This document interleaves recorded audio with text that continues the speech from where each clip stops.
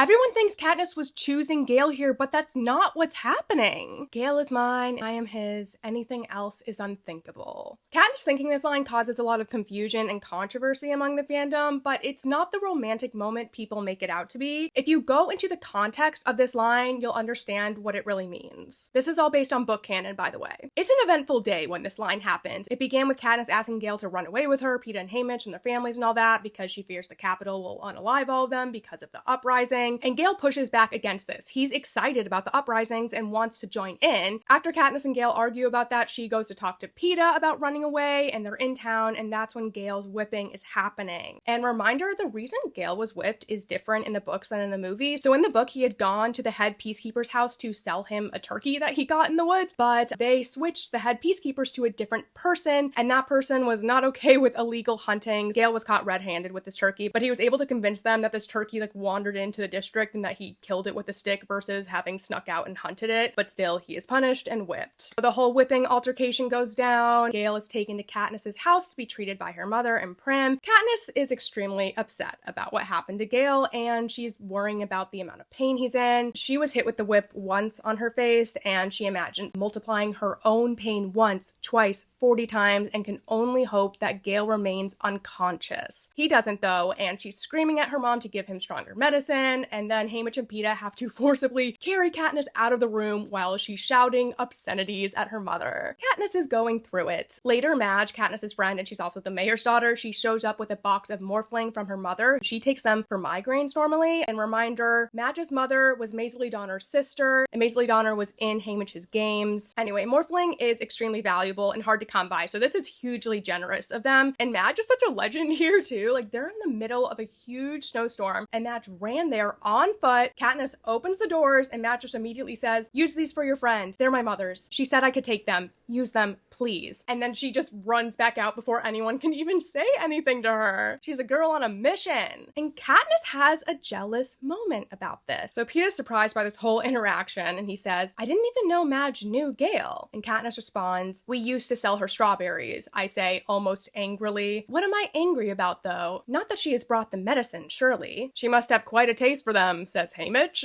That's what nettles me. It's the implication that there's something going on between Gale and Madge. And I don't like it. She's my friend, is all I say. This is a rare moment of jealousy and possessiveness that Katniss has about Gale, and I don't think this is romantic jealousy. It's more like Katniss is feeling inadequate for not being able to help Gale in the same way Madge was with the medicine. Gale and Katniss had relied on each other for survival for years, and she feels like she's letting him down in this moment. She blames herself for his whipping, since the reason there's a new head peacekeeper is because of the uprisings she and Peeta helped start. Katniss is famously hard on herself, and she's tortured by seeing her loved ones hurting. So that night, Gale is asleep from the Morphling. Everyone's gone. Katniss is staying with him, sitting by him at the table, and then Katniss goes from sitting beside him and holding his hands to touching his face, and then parts of him that she's never had cause to touch before, like his lips, eyebrows, jaw, nose, just basically like outlining his face. She thinks how he looks so young asleep, like how he was when they first met in the woods. What a pair we were. Fatherless, frightened, but fiercely committed to keeping our families alive. Desperate, yet no longer alone after that day because we'd found each other. Mutually counting on each other, watching each other's backs, forcing each other to be brave. So she's thinking about their history of relying on each other and this foundation of trust. And then she starts imagining what Gale went through when she was in the games. I imagine watching Gale volunteering to save Rory in the Reaping, having him torn from my life, becoming some strange girl's lover to stay alive, and then coming home with her, living next to her, promising to marry her. The hatred I feel for him, for the Phantom Girl, for everything is so real and immediate that it chokes me. Gale is mine, I am his, anything else is unthinkable. So that last line, when it's on its own, it carries a very different meaning from when it's in context. Katniss feels like she let down the person who had counted on her and had her back for years from the whipping already, and then dredges up more guilt and shame over the situation of how she won the games and her forced public pairing with Peeta. When she imagines if the roles were reversed with Gale, she would feel abandoned by him, the person she trusted with her and her family's survival. And abandonment is Katniss's core wound, with the loss of her father and then her mother's detachment due to her mental illness. So Katniss empathizes with Gale over his anger towards her and Peeta. It's not that she and Gale had a romantic relationship before the games happened, but they were survival partners for 4 years. And then Katniss suddenly became survival partners partners with Peeta in the games and is going to be legally married to him. She knows and understands Gale feels discarded and betrayed. Right after the "I am his" declaration, Katniss thinks, why did it take him being whipped within an inch of his life to see it? Because I'm selfish. I'm a coward. I'm the kind of girl who, when she might actually be of use, would run to stay alive and leave those who couldn't follow to suffer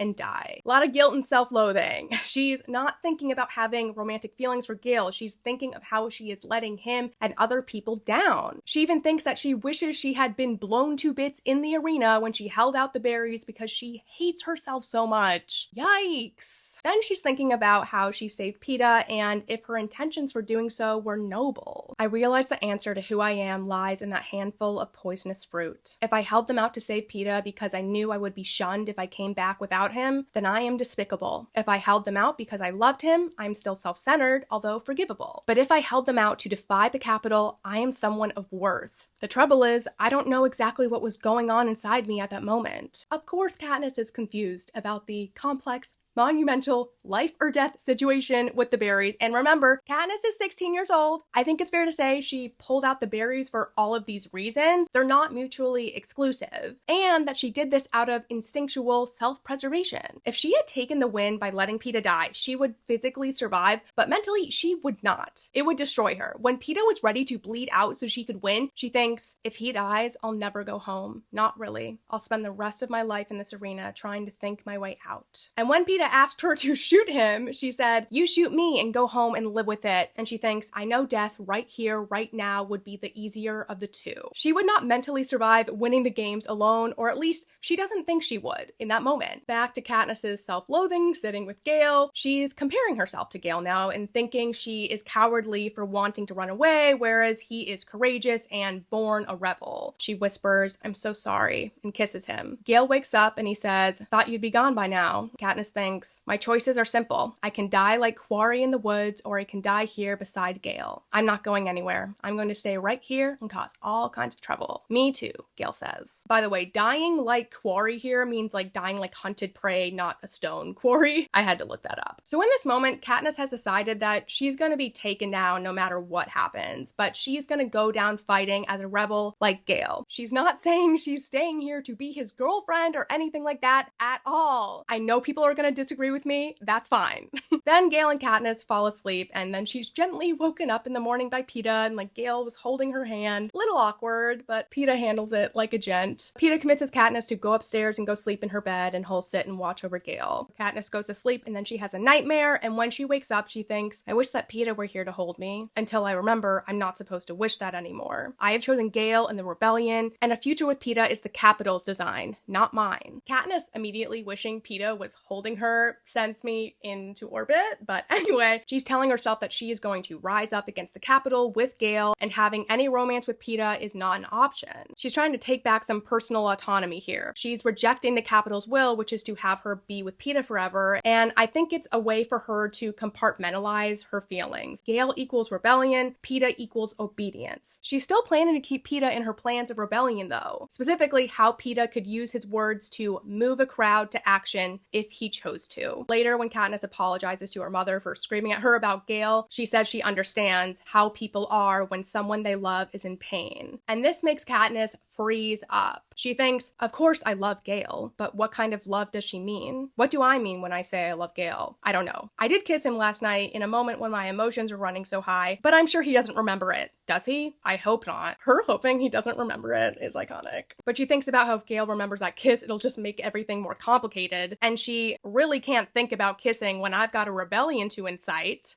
And then she immediately asks where Peeta is. LOL. Peeta had gone home. He lives 3 houses over, but Katniss is so worried about him getting there safely because of the blizzard. She goes so far as to call him on the phone to check that he made it home okay. And even Peeta thinks this is like weirdly overprotective. But anyway, I think this is all sufficient evidence to make it clear that Katniss was not thinking about being Gale's girlfriend or losing any feelings for Peeta. She is not ditching Peeta for Gale. She's ditching the Capitol's agenda for the rebellions. And that's my take on all of this. Everyone's welcome to express their thoughts in the comments, and please do. What do you think?